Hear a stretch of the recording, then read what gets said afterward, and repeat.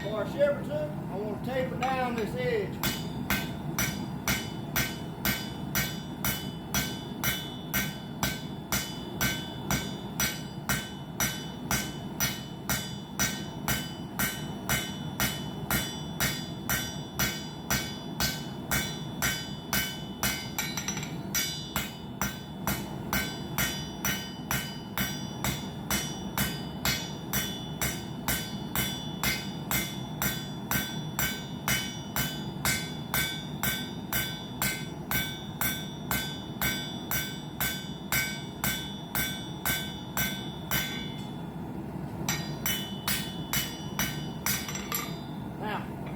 It doesn't have to be all the way down to a true point, but it just helps driving the ground a little bit easier.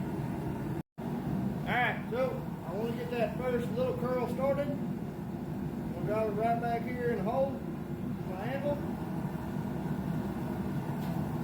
Just like that. It don't take very much to bend it, especially while it's hot.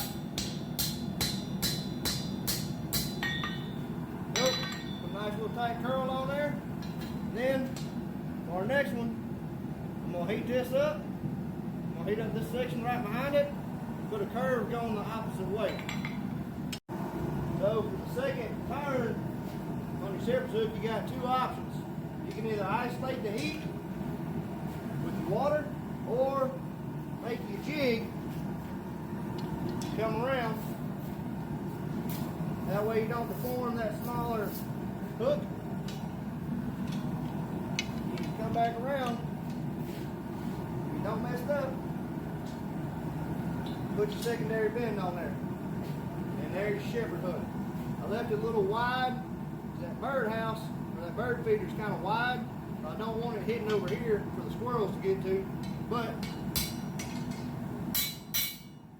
that's it. That's all it is. Just cool it off. Make sure you got a point to shove it in the dirt, or hammer it, and it's that simple. It only took about 3 heats, so go out there and make you something.